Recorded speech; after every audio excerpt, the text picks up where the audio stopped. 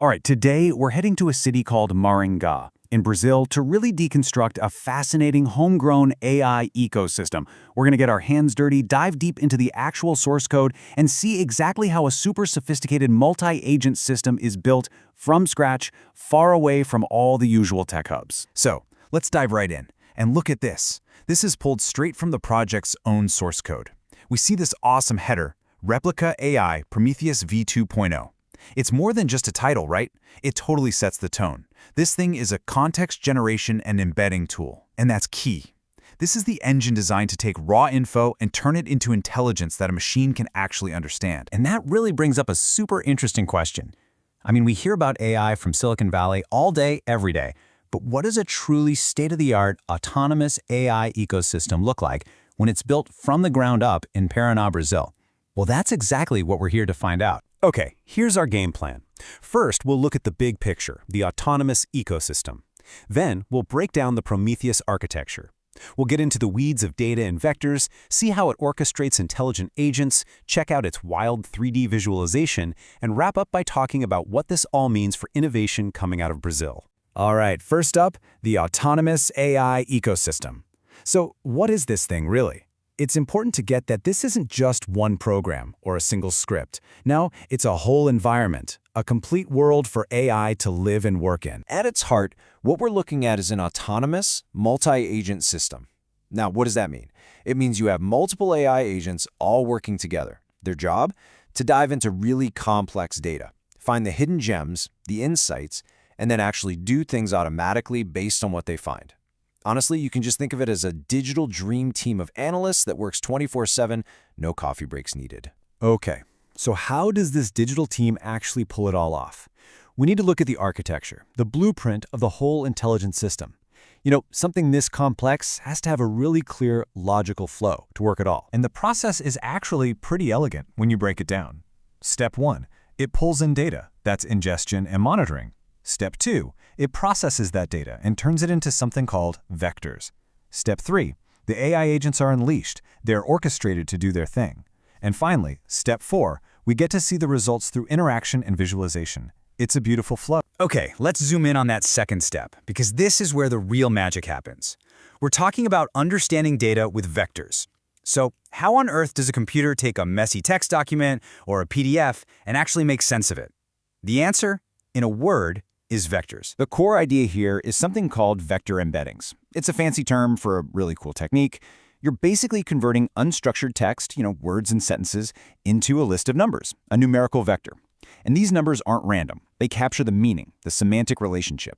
So in this mathematical space, words like king and queen will be really close together, while king and, say, banana will be super far apart. And this transformation is absolutely critical. You're going from raw text on the left, which is great for us humans, but a total mess for computers to analyze, to a structured vector on the right. It's a clean, mathematical representation that is just perfect for machine learning. It's exactly what the models need to chew on. Now, what's really smart here is that the system doesn't try to reinvent the wheel. It uses powerful state-of-the-art tools. We can see from the code it's using the Transformers library to tap into BERT models. That's one of Google's powerhouse language models. So it's using the best tools for the job to generate these crucial embeddings. That's a total pro move. So once you've created all this amazing vectorized knowledge, you gotta store it somewhere, right? The system uses a dedicated SQLite vector database, and we can see the command right there in the code. Create table if not exists vectors. This isn't just any database. It's optimized for one thing, storing these vectors and doing incredibly fast similarity searches. This is what allows the AI to find related concepts almost instantly. All right, the data is prepped and ready. So who actually does the work? This brings us to the real heart of the operation, orchestrating the intelligent agents. Think of it like a digital scrum team, hard at work. The core of this whole thing is something called the Multi-Agent Sprint Event Organizer. I mean, you gotta love that name, right? It's not just a task runner. It literally organizes sprints. It dynamically puts together teams of different AI agents to work together on complex goals, just like a human Scrum Master would in an agile development team. And here's a look at the team.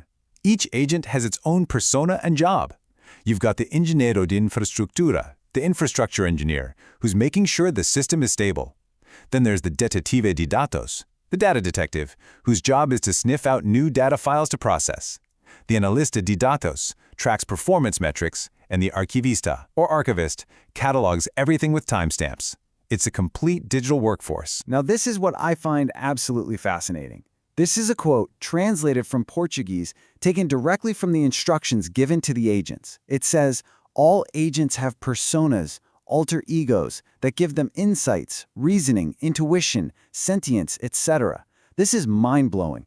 The architect isn't just building tools. He's trying to give them alter egos to imbue them with something like intuition. They're designed to be collaborators, not just calculators. So having this powerful, autonomous system is one thing. But how does a person like you or me actually interact with it? How do we see what it's thinking? That's where the human-AI interface comes in, and it's got a few layers. Okay, so there are a few ways to connect. There's an API gateway, built with Fast API, which is the main door for requests. Then you've got web apps, built with Streamlit, so users can control things. It can even take and run Python code on the fly. But the real showstopper, the part that makes you go wow, is the custom 3D visualizer. Yeah, we're not just talking about some boring dashboard with a few bar charts. This is about literally visualizing the AI's mind. It's about seeing the connections it's making, live, in a three-dimensional space. So check this out. It's built using gaming tech, Pygame and OpenGL. And what it does is it takes all those numerical vectors we talked about and plots them as points in a 3D graph.